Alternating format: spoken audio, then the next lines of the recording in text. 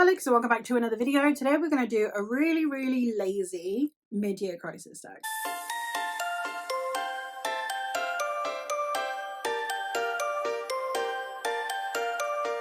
The mid-year crisis tag is one that I do every single year. It is where we just kind of evaluate the first 6 months of the year. Now, I am quite busy, so we are literally going to just rapid fire-ish. This tag, I'm going to chat through it. I'm going to literally stick pictures up here because I ain't going around and collecting any books.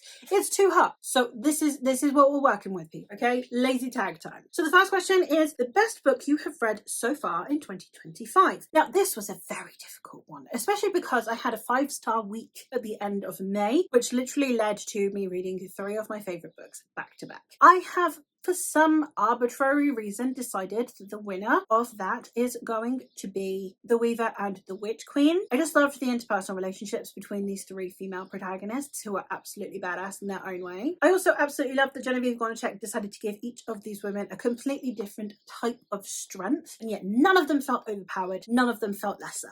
Loved it, here for it, would highly recommend. I have a review coming sometime, I think in July, for a load of mythology standalones, and I also have a vlog, so if you want further thoughts, they are linked or will be linked eventually. The best sequel I have read so far in 2025 was an easy peasy one, and that is City of Jackals by Aman J. Betty. This is the sequel to Kavithri. I was sent it by the author. I love it. I love this series. I don't want it to end.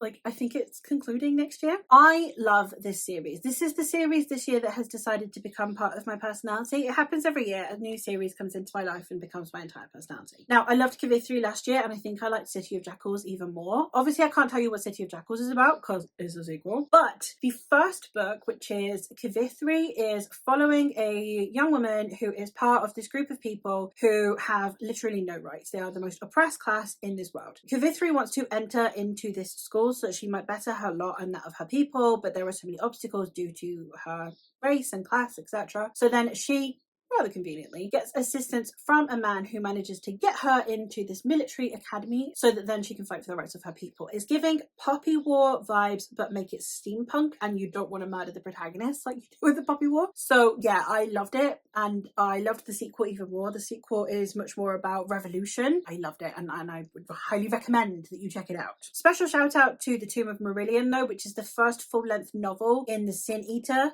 tales, which I would recommend you check out that series. They are investigative fairy tale fantasy is the best I can describe them as, where you are following a sin eater who is someone who goes and investigates magical mysteries within this world. Would highly recommend. Fantastic cozy fantasy. Go check them out. New release you haven't read yet but want to. This has got to be The Morrigan by Kim Curran, because she's a dark Celtic goddess. Like, well, what else would I need from this? And yeah, having a retelling of her coming out this year. I've got it pre-ordered for paperback, so I should be reading it relatively soon. Love the idea of it. Can't wait to get to it. The next one we have is most anticipated release for the second half of the year. Another one that I have on pre-order is Lessons in Magic and Disaster by Charlie Jane Anders. Do I know what this is about? No, not a clue. Not a foggiest. However, I am in love with Charlie Jane Anders. I absolutely adore Charlie Jane Anders. I need to read everything that was ever written now by Charlie Jane Anders, which does include her newest release. And also this happens to be her first full-fledged fantasy release, and it's giving practical magic vibes. Like, you can't go wrong with this one. I'm so excited. Biggest disappointment of 2025. That sadly is going to go to Learn My Lesson by Katie Robert. So I read the first book in this series. It's the Wicked Villain series, which is a BDSM erotica romance between a Disney character and the villain. The first one is Desperate Measures, which is the story of Jasmine and Jafar, and I really like that. It's the first erotica that I've read, or at least to this extent, and therefore it got me into the genre, so I had a great time with it. And now since then, sadly, I have read others that I've just enjoyed a lot more. So while this story, which Learn My Lesson definitely should have been up my alley because it is a throuple between Megara, Hades and Hercules, and again, definitely should have been my thing, but I just wasn't, like, I didn't dislike it, I just wasn't enjoying it, and like, what's the point in reading erotica if you're not having a fantastic time? So sadly, a bit disappointed. Biggest surprise I have two. 2, I have Far From the Light of Heaven by Tate Thompson, just because the synopsis for this one sounds like the most sci-fi you could ever possibly come across. So lo and behold, when this became a 5-star read for me, you can colour me shocked. So we have this story in which we are following a young woman who is taken on as the captain of a ship where it's going to be transporting some rich humans from one planet to a colonized planet. And along the way, she gets awoken and the ship's AI captain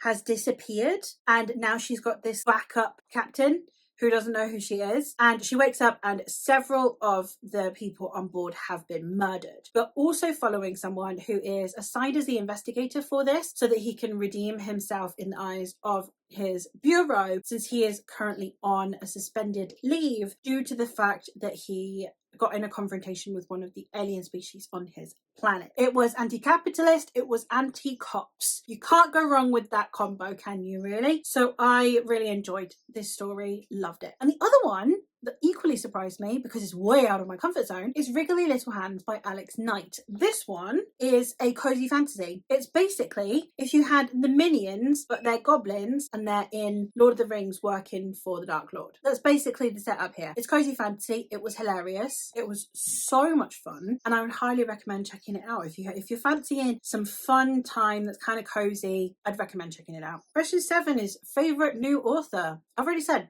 Charlie Jane Anders, because I've had a load of 5 stars. Obviously, Charlie Jane Anders is the only one where I have read 2 books by them this year. However, if we're going by my usual rule of I need to have read at least 2 works by an author for them to be considered a new favourite, then we also have Lucy Holland, since I read the 2nd book of hers, Vaishnavi Patel, since I read her 2nd book, and also Genevieve Gornichek, because I also read her 2nd book. The normal question here is your new book boyfriend or girlfriend. I don't have one, so I've changed it to my new favourite fictional couple, and that's going to go to Khan and Rave from When the Moon Hatched. It's one of the few fantasy romances that I actually really vibed with this year. It's still a 4-star. It's not like, wow, this took my soul, but I had a good time with it and it was fun, and I did buy into the romance, and Khan's a pretty decent romantic lead. Wouldn't want him as a new book boyfriend for me, but very much enjoy watching him be someone else's love interest. Newest favourite character. I'm going to go with Ethel from Song of the Huntress by Lucy Holland, just on the basis that Ethel is an actual historical character that I wish I knew more about before going in. Like, I had heard of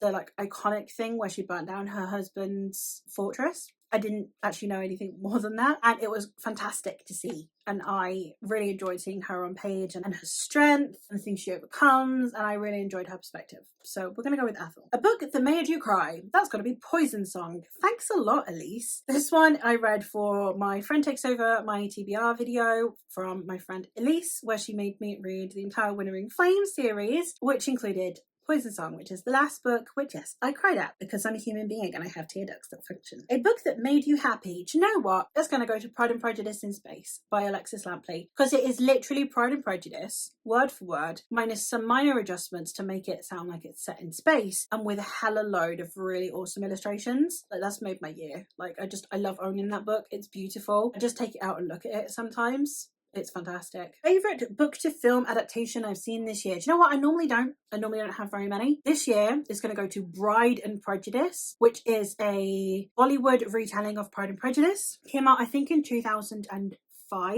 and in it we are following an American millionaire who is wanting to buy up a hotel in India, and we are following a young woman who is Indian and is kind of appalled with how white people treat India. And I loved it. It was one of the best adaptations I've seen of Pride and Prejudice. Definitely, movie-wise, the best contemporary adaptation.